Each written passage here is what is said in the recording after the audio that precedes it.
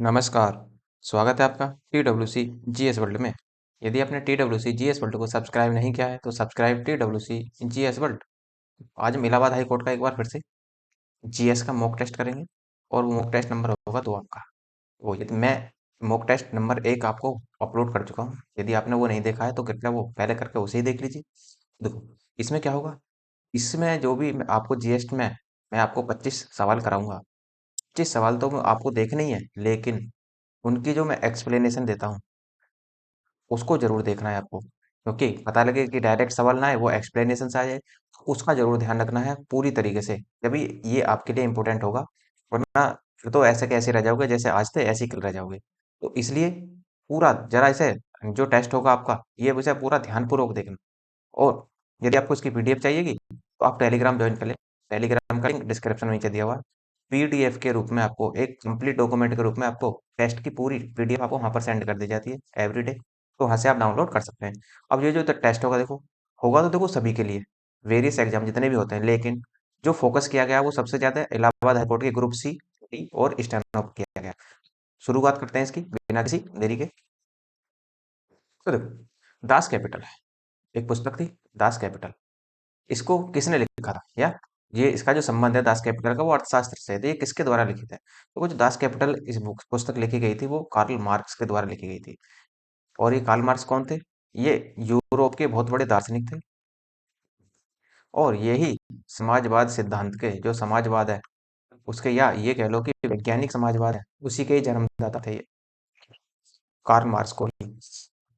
दादा भाई नौरोजी को जानते हैं आप? Poverty in in British rule in India इन्होंने ही लिखी थी, जिसमें भारतीयों की जो गरीबी का आकलन किया गया था वो 20 रुपए प्रति व्यक्ति आंका गया था, केवल 20 रुपए प्रति व्यक्ति, इसी पुस्तक के अनुसार। तो देखो वैज्ञानिक, देखो, तो जो कार्ल मार्क्स का समाजवाद है वो वैज्ञानिक समाजवाद कहलाता है, ये आप ध्यान रखेंगे।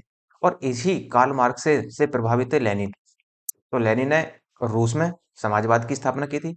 और इसी कार्ल मार्क्स से प्रभावित है माओ जेदांग, जो चाइना के थे, उन्होंने साम्यवाद की स्थापना की थी, इसी से ही प्रभावित होकर। तो ये जर्मनी के महान दार्शनिक थे, अर्थात ये कह लो कि यूरोप के महान दार्शनिक थे, या जर्मनी के कह लो, क्योंकि जर्मनी भी तो यूरोप में ही आता है। कार्ल मार्क्स के नाम पर ही इसे मार्क्सवादी अर्थव्यवस्था भी कहा जाता है, इसको वैज्ञानिक समाजवाद को। 1861 में इन्होंने दास कैपिटल नामक पुस्तक लिखी थी। ये भी ध्यान रखना है कि कब प्रकाशित हुई थी, तो 1861 में। इसी पुस्तक में इन्होंने मार्क्सवादी अवधारणा को प्रस्तुत किया था। रोजगार का सिद्धांत किसने दिया था? तो देखो, रोजगार का सिद्धांत जो दिया था वो दिया था जेम किन्स ने। सीधा सीधा फैक्ट पूछता है कि रोजगार का सिद्धांत किसने दिया था, तो रोजगार के सिद्धांत का संबंध है जेएम किन्स से। कैसे? देखो, इसे किन्स या रोजगार का सिद्धांत भी कहते हैं। कभी कभी पूछ लेगा कि किन्स का सिद्धांत क्या है, या किन्स ने क्या किसका सिद्धांत दिया, तो रोजगार का सिद्धांत, या रोजगार का सिद्धांत किसने दिया, तो किन्स ने दिया। बात एक ही है। यह सिद्धांत मंदी की स्थिति में रोजगार से संबंधित होता है। देखो, जब 1928 में अमेरिका में मंदी आई थी, तो उसी दौरान ये सिद्धांत दिया गया था, अर्थात 1935-36 के आसपास दिया गया था ये रोजगार का सिद्धांत, कि आप जनता को रोजगार उपलब्ध कराइए। सरकार को ये आदेश दिया गया था कि आप जनता को रोजगार उपलब्ध कराइए, जिससे रोजगार होगा तो जनता के हाथ में पैसा आएगा, जनता के हाथ में पैसा आएगा तो वो खर्च करेगी। तो इस वजह से क्या होगा, इकोनॉमी एक अपने पॉइंट पर आ जाती है। तो इकोनॉमी क्या हो जाती है, एक राउंड अप ले लेती है इसी तरह से। तो इसी वजह से रोजगार का सिद्धांत इन्होंने दिया था। इस सिद्धांत को ही अपनी पुस्तक इन्होंने जनरल थ्योरी ऑफ एम्प्लॉयमेंट, ये ध्यान रखना है कि जो कीन्स की पुस्तक थी वो थी जनरल थ्योरी ऑफ एम्प्लॉयमेंट में 1936 में दिया था। मंदी की स्थिति बेरोजगारी अर्थव्यवस्था में समग्र व्यय की वृद्धि और समग्र व्यय की कमी के कारण होती है। नेक्स्ट, सुमेलित कह रहा है कि निम्न में से कौन सुमेलित नहीं है? इधर देखो घास के मैदान दिए हुए हैं, इधर देश के नाम है। ये पॉइंट जो होगा आपका वेरी वेरी इंपॉर्टेंट होगा। और मैं सारे घास के मैदान यहीं कवर करा दूंगा अभी आपको। जैसे देखो, प्रेरी जो है वो शीतोष्ण घास का मैदान है, वहां पाया जाता है, तो अमेरिका में, कनाडा में। अमेरिका और जो आपका वो है ना क्षेत्र, बेनेलेक्स वाला, नहीं, ग्रेट लेक्स वाला, ग्रेट लेक्स अर्थात 5 झीलों का क्षेत्र जो है, उसी के झीलों के आसपास के क्षेत्र को ही हम कहते हैं ग्रेट लेक्स। और इसमें ही प्रेरी घास के मैदान पाए जाते हैं, ये ठीक है आपका। यूरो स्टेपीज यूरोप में पाई जाती हैं, बिल्कुल ठीक है। पंपास अर्जेंटीना में पाए जाते हैं, शीतोष्ण घास के मैदान है। वेल्ड जो है वो ऑस्ट्रेलिया में नहीं पाए जाते जी। वेल्ड जो है वो दक्षिण अफ्रीका में पाए जाते हैं। तो इसलिए आपका आंसर बनेगा दक्षिण अफ्रीका। ये बनेगा डी आपका आंसर। देखो, शीतोष्ण घास के मैदान कहाँ कहाँ पाए जाते हैं, ध्यान रखना है आपको। प्रेरीज अमेरिका में और कनाडा में, स्टेपीज यूरोप में, पंपास अर्जेंटीना के दक्षिणी भाग में पाए जाते हैं। अर्जेंटीना कहाँ है? दक्षिण अमेरिका का दक्षिणी ही देश कह लो आप, इसको इस तरीके से कह लो। ये जो है ये वाला जो क्षेत्र है ये सब अर्जेंटीना वाला ही क्षेत्र है, और इधर है आपका चिली, ये वाला चिली। इस तरीके से यहाँ पर इनका विस्तार हुआ है। डाउन्स ऑस्ट्रेलिया में है, पुस्ताज हंगरी में है, और वेल्ड जो है वो आपके दक्षिण अफ्रीका में आपको देखने को मिलेंगे। नेक्स्ट देखो, उष्ण घास के मैदान, उष्ण कटिबंधीय। देखो जो घास के मैदान होते हैं, जैसे ये मान लो हमारी पृथ्वी, ये हमारी है, ये विषुवत रेखा, इससे ऊपर जो आप देखेंगे यहाँ पर इस क्षेत्र में जो देखेंगे, इस क्षेत्र में आपको शीतोष्ण घास के मैदान मिलेंगे। नहीं सॉरी, इस क्षेत्र में नहीं, जैसे जैसे और भी नीचे आ जाएंगे तो इस क्षेत्र में आपको शीतोष्ण घास के मैदान मिलेंगे। और उष्ण घास के मैदान एक विषुवत रेखा के जो ये है 10 डिग्री उत्तर और 10 डिग्री नॉर्थ में जाएंगे तो यहाँ पर मिलेंगे उष्ण कटिबंधीय घास के मैदान। इन क्षेत्रों में उष्ण कटिबंधीय घास के मैदानों का विस्तार होता है। जैसे कैंपोज पाए जाते हैं वो ब्राजील में, सवाना अफ्रीका की है, ग्रीन चाको उत्तरी अर्जेंटीना के हैं, लानोस वेनेजुएला के हैं, और बुडावेल्स ऑस्ट्रेलिया का है।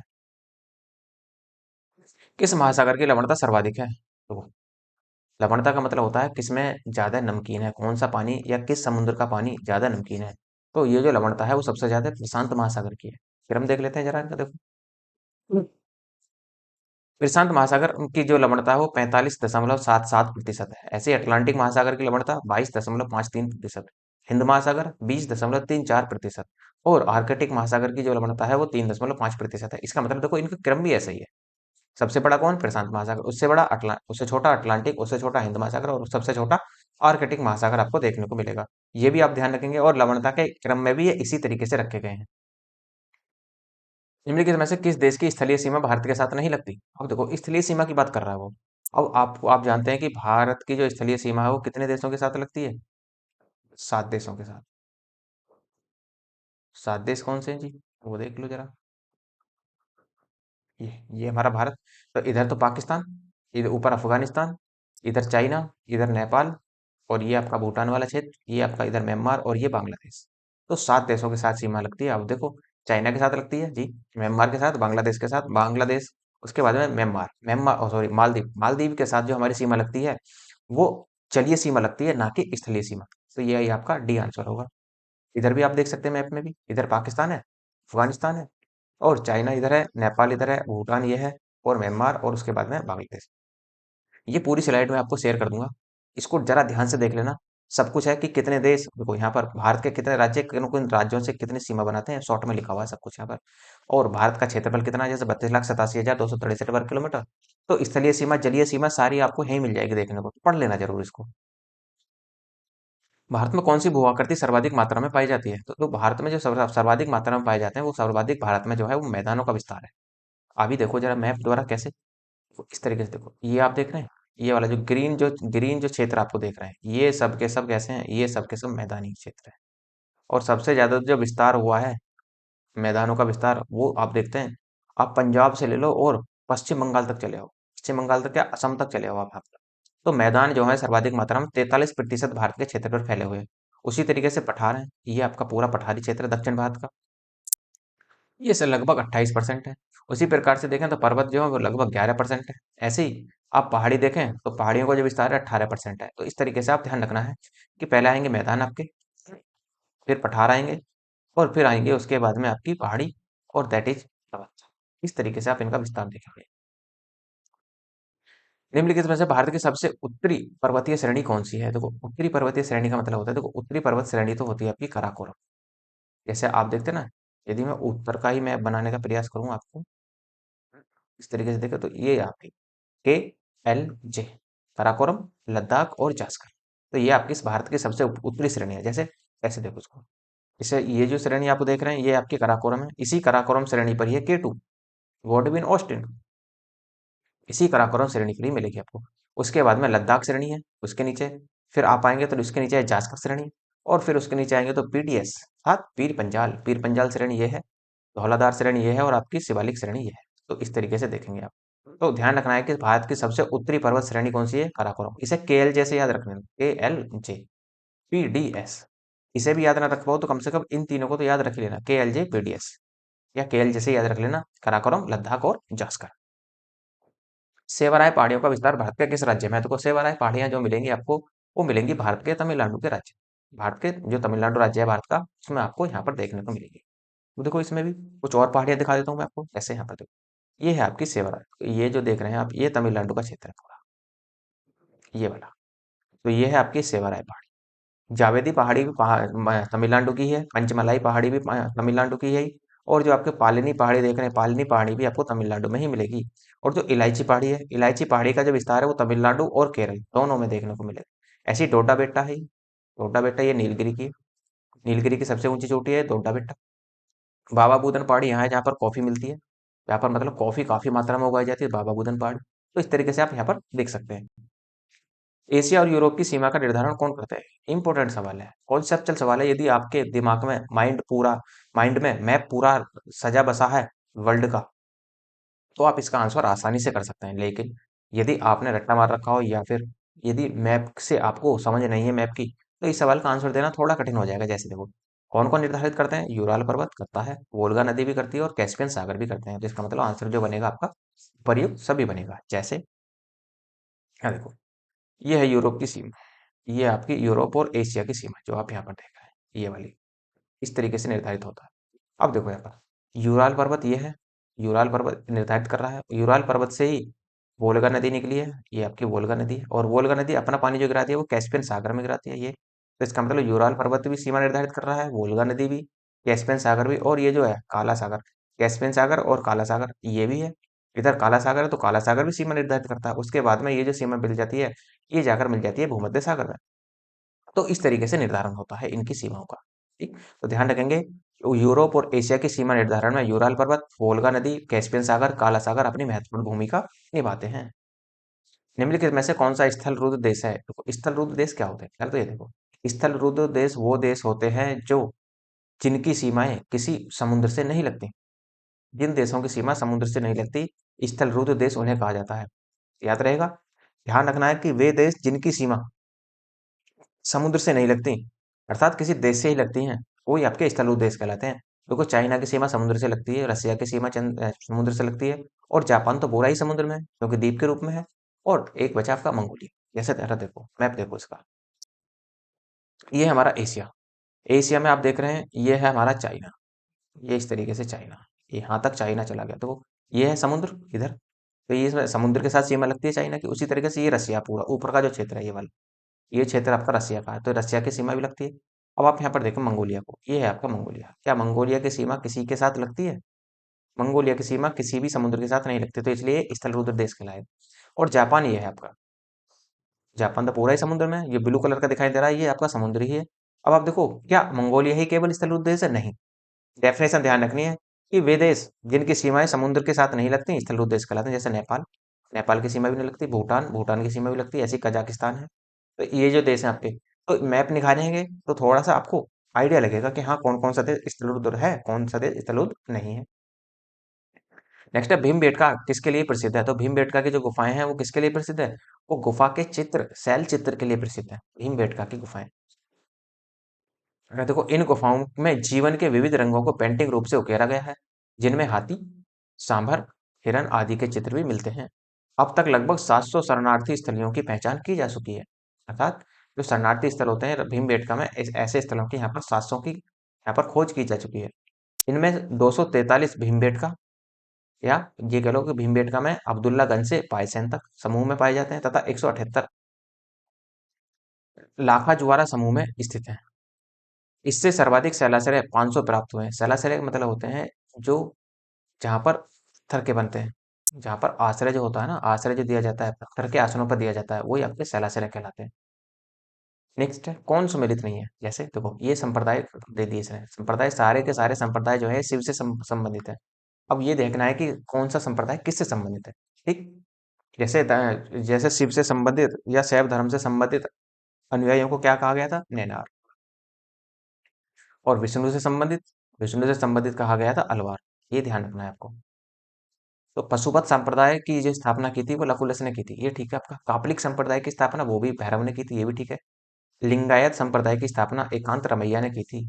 लेकिन कश्मीरी शैव संप्रदाय की स्थापना वो बुद्धगुप्त ने नहीं की थी। जरा इनके बारे में देखो, तो विष्णु से संबंधित अनुयायियों को अलवार कहा जाता है, ये ध्यान रखना है। और दक्षिण भारत में शैव धर्म के अनुयायियों को नैनार कहा जाता है। तो देखो, अलवार और नैनार में बड़ा कंफ्यूजन होता है। तो देखो, यदि मैं एक तरीके से प्रयास बताऊं आपको, कि किस तरीके से याद रखेंगे। देखो शिव शिव को याद रख लो, जैसे शिव शिव को यदि गुस्सा आता था तो क्या करते थे, वो अपना तीसरा नेत्र खोलकर किसी भी सामने वाले आदमी को भस्म कर देते थे। इसका मतलब देखो, तीसरा नेत्र, नेत्र मतलब नैन, नैन मतलब आंख, और यहाँ पर क्या है, नैन, तो नैनार। इस तरीके से याद रख लेना। तीसरी आंख किसकी है, शिव की, और नैन किसके हैं, शिव के, तो नैनार कौन है, शिव से संबंधित अनुयायी। इस तरीके से याद रख लेना। अलवार को याद रखने की जरूरत नहीं पड़ेगी फिर आपको, तो इन्हीं में कंफ्यूजन रहेगा। इस तरीके से आई थिंक आपको याद होगा। तो शैव संप्रदायों को 5 भागों में बांटा जाता है। जैसे पशुपत संप्रदाय जो थे वो लकुलिश थे, आपलिक संप्रदाय के भैरव थे, लिंगायत संप्रदाय के एकांत रमैया थे, और जो कश्मीरी शैव संप्रदाय था उसके थे वसुगुप्त। कौन सुमेलित नहीं है, देखो पानीपत का प्रथम युद्ध 1526 में हुआ था, ठीक है। खानवा का युद्ध 1527 में हुआ था, ये भी ठीक है। चंदेरी का युद्ध 1528 में हुआ था, ये भी ठीक है। घाघरा का जो युद्ध हुआ था वो 1530 में नहीं हुआ, वो 1529 में हुआ था। ये आपका आंसर बनेगा डी। अब जरा देखो, 1526 में जो पानीपत का प्रथम युद्ध हुआ था किस किस के बीच, इब्राहिम लोदी और बाबर के बीच हुआ था। इसी युद्ध में बाबर जीत जाता है और इब्राहिम लोदी युद्ध क्षेत्र में ही मारा जाता है। ये ध्यान रखना कि इब्राहिम लोदी का जो साथ दिया था वो ग्वालियर के एक राजा थे विक्रम सिंह, इन्होंने साथ दिया था। विक्रमजीत सिंह ने इब्राहिम लोदी का साथ दिया था। 1527 में खानवा का युद्ध हुआ था राणा सांगा और बाबर के बीच। इस युद्ध में बाबर की जीत हो जाती है और बाबर ने इसी युद्ध में जिहाद का नारा दिया था और गाजी की उपाधि धारण की थी। ध्यान रखना है आपको। नेक्स्ट है 1528 में हुआ था चंदेरी का युद्ध, मेदिनी राय को इसने बाबर ने पराजित किया था इसमें। और इस युद्ध में बाबर ने बाबर की जो सहायता की थी वो शेर खां ने की थी। शेर खां कौन था, ये वही है शेर खां, शेर शाह सूरी, जो शेर शाह सूरी बाबर के बेटे हुमायूं को हराएगा, 2 बार हराएगा, चौसा के युद्ध में और एक कन्नौज के युद्ध में।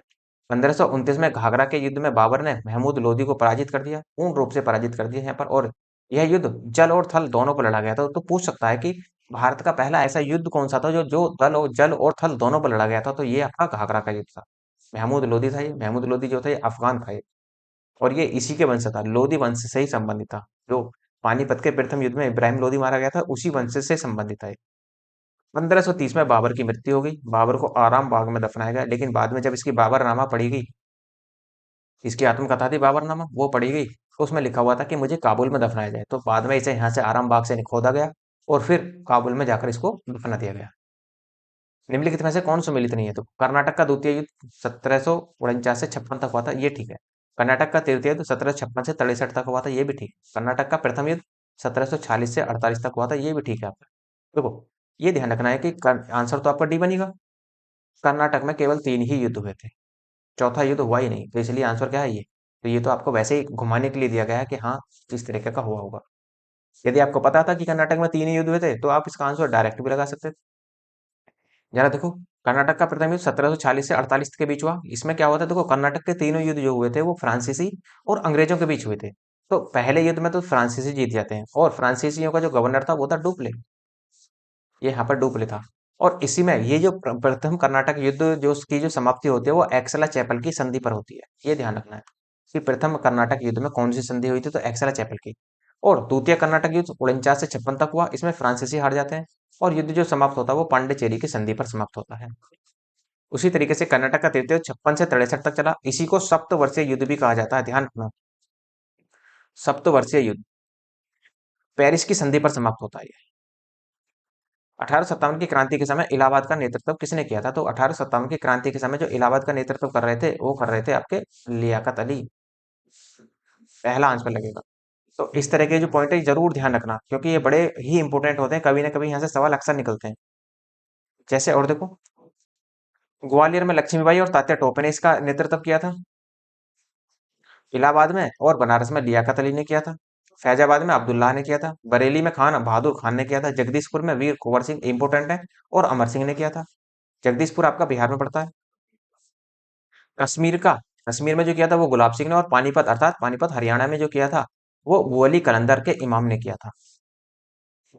नेक्स्ट है, निर्वाचन आयोग का उल्लेख संविधान के किस अनुच्छेद में किया, ओ सॉरी, किस भाग में किया गया है। निर्वाचन आयोग का जो वर्णन है वो संविधान के भाग 15 में किया गया है। देखो ध्यान रखना, भाग 4 में क्या है, भाग 4 में नीति निर्देशक तत्व, जिन्हें हम शॉर्ट में बोलते हैं डीपीएसपी। भाग 5 में है संघ की विधायिका अर्थात संसद, या संघ की संसद कह लो, और इसमें है राज्य का विधानमंडल। और भाग 15 में निर्वाचन आयोग, और निर्वाचन आयोग का जो वर्णन है 324 से अनुच्छेद 324 से 329 तक किया गया है, ये आप ध्यान रखेंगे। 324 अनुच्छेद 324 भारत में एक निष्पक्ष और स्वतंत्र निर्वाचन आयोग होगा। 324 कहता है जिसके द्वारा राष्ट्रपति का निर्वाचन, उपराष्ट्रपति का निर्वाचन, लोकसभा का निर्वाचन और विधानसभा के निर्वाचन कराए जाएंगे। इसमें एक मुख्य निर्वाचन आयुक्त होता है और दो अन्य आयुक्त होते हैं। इनकी नियुक्ति भारत सरकार के, भारत अर्थात भारत के राष्ट्रपति के द्वारा की जाती है। तो मुख्य निर्वाचन आयुक्त का जो कार्यकाल होता है वो 6 वर्ष या 65 वर्ष की आयु जो भी पहले हो वो हो जाता है। और जो हो और इनकी जो शपथ होती है और जो इनकी योग्यता होती है, इनकी शपथ और योग्यता का संविधान में कोई वर्णन या कोई प्रावधान नहीं है। लेकिन ये कह दिया जाता है कि सुप्रीम कोर्ट के मुख्य न्यायाधीश के बराबर इनकी योग्यता होनी चाहिए, लेकिन संविधान में वर्णन नहीं है, यह ध्यान रखना है आपको। विद्युत धारा का मात्रक है, तो विद्युत धारा का जो मात्रक होता है वो एम्पियर होता है। डेसिबल आप जानते हैं, डेसिबल किसका मात्रक है? ध्वनि का। क्या आप जानते हैं? जैसे और देखो यार, समुद्र की चाल नॉट में नापी जाती है, समुद्र की गहराई फैथम से नापी जाती है, ध्वनि की तीव्रता डेसिबल में, विद्युत धारा का मात्रक वही सवाल था ये आपका, एम्पियर में मापी जाती है, विद्युत प्रतिरोध का मात्रक ओम है, ऊष्मा का मात्रक कैलोरी होता है, तापमान का मात्रक केल्विन होता है, शक्ति का मात्रक किलोवाट होता है, आवर्ती का मात्रक हर्ट्ज होता है, ज्योतिष फ्लक्स का ल्यूमेन होता है और ज्योति तीव्रता का कैंडिला होता है। प्रोटॉन की खोज किसने की थी? तो प्रोटॉन की जो खोज की थी वो की थी गोल्डस्टीन ने। ये आप ध्यान रखेंगे, सारे देख लो जरा। देखो, इलेक्ट्रॉन की खोज जे थॉमसन ने की थी 1897 में। प्रोटॉन की खोज गोल्डस्टीन ने की थी 1886 में। न्यूट्रॉन की खोज चैडविक ने की थी 1932 में। पॉजिट्रॉन की खोज एंडरसन ने की थी 1932 में। न्यूट्रॉनी और एंटी न्यूट्रॉनी की खोज की थी पाउली ने 1930 में। और पाई मैसान की खोज की थी युकावा ने। और ये कब की थी? तो 1935 में, जब भारत शासन अधिनियम 1935 लाया गया था, जब ही इन्होंने खोज की थी। आनंद भवन उत्तर प्रदेश के किस राज्य में स्थित है? तो आनंद भवन उत्तर प्रदेश के प्रयागराज में स्थित है। ये आप ध्यान रखें। पूरा कुछ और भी देखो, प्रमुख स्थल देख लो उत्तर प्रदेश के, जैसे गोला गोला गोड़ा गोकर्णनाथ मंदिर लखीमपुर खीरी में स्थित है। चक्र तीर्थ नैनी सारनाथ मंदिर आपका सीतापुर में है। आनंद भवन प्रयागराज में है। कड़क साहब बाबा की मजार जो है वो कौशाम्बी में है। पावनी इमली शहीद स्थल फतेहपुर में है। झांसी इमली शहीद स्थल प्रयागराज में है। शहीद स्थली छावनी बलिया में है। कनक भवन अयोध्या में है और जेके मंदिर कानपुर में है। उत्तर प्रदेश में कितने संभागों की संख्या है? तो अर्थात में ये कह लो कि उत्तर प्रदेश में संभागों की संख्या कितनी है? तो संभाग है, अर्थात ये कह रहा है कि मंडल कितने हैं उत्तर प्रदेश में। ये वीडियो में सवाल पूछा हुआ था एक बार। तो मंडल कितने हैं? 18। कौन कौन से मंडल हैं यार, ये भी देख लो। जैसे लखनऊ मंडल के अंतर्गत 6 जिले आते हैं। कानपुर के अंतर्गत 6 जिले आते हैं। मेरठ के अंतर्गत 6 जिले। अयोध्या मंडल है आपका, 5 जिले आते हैं। अलीगढ़ में 4 है, सबसे नवीन यही है, आपका ध्यान रखना है। आगरा में 4 जिले आते हैं। वाराणसी में 4, गोरखपुर में 4 और देवी पाटन में आपके 4 आते हैं। बरेली में 4, मुरादाबाद में 5, प्रयागराज में 4, चित्रकूट में 4, मिर्जापुर में 3, आजमगढ़ में 3, बस्ती में 3, झांसी में 3 और सहारनपुर में 3। ध्यान रखना है कि सबसे नवीन है आपका अलीगढ़। कजरी गीत उत्तर प्रदेश के किस क्षेत्र से संबंधित है? देखो, कजरी गीत जो है वो उत्तर प्रदेश में पूर्वांचल क्षेत्र में गाया जाता है। और भी गीत देख सकते हैं इसके, जैसे कजरी पूर्वांचल का है। सोहर पूर्वांचल और अवध दोनों क्षेत्र में गाया जाता है। आला जो है वो बुंदेलखंड से प्रसिद्ध है। जो आला उदल थे, इन्हीं आला उदल जो थे बुंदेलखंड राज्य के यही सेनापति थे और इन्हीं दोनों सेनापतियों को जो आपके थे पृथ्वीराज चौहान तृतीय ने पराजित किया था।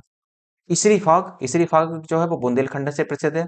श्री कृष्ण पहलवान कानपुर क्षेत्र से में प्रभावित है ये। बिरहा पूर्वांचल में, चेता पूर्वांचल में, रसिया लगुरिया ब्रज क्षेत्र में, फोरी फॉग ब्रज क्षेत्र में है, झूला ब्रज क्षेत्र का है, ढोला और रागनी आगरा और मेरठ में प्रसिद्ध है, झूमर और दादरा वो ये पूर्वांचल क्षेत्र में आपकी प्रसिद्ध है। नेक्स्ट है एनसीआरबी। एनसीआरबी बोलते हैं नेशनल क्राइम रिकॉर्ड ब्यूरो की स्थापना कब हुई थी? तो देखो, नेशनल क्राइम रिकॉर्ड ब्यूरो की जो स्थापना हुई थी वो 1986 में हुई थी। काम क्या है इसका वो भी देख लेते हैं। देखो, इसकी स्थापना 1986 में हुई थी। मुख्यालय इसका नई दिल्ली में है और ये मिनिस्ट्री ऑफ होम अफेयर्स के अंतर्गत आती है।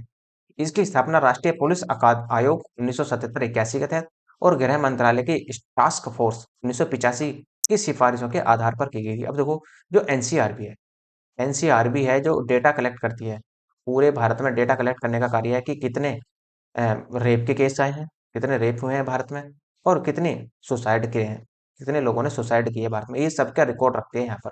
जैसा आप देखते हैं इसी एनसीआरबी के डेटा के अनुसार भारत में 77 केस हर दिन डेली, ये मान लो कि डेली आपके रिपोर्ट किए जाते हैं। 77 केस, ये तो वो हैं जो जिनकी रिपोर्ट होती है पुलिस में। और कुछ तो ऐसे होंगे जिनकी रिपोर्ट ही नहीं होती, क्योंकि आप भली बात ही जानते हैं कि समाज में इज्जत का बड़ा खतरा रहता है तो बातों को दबा लिया जाता है। तो वही काम यहाँ भी है।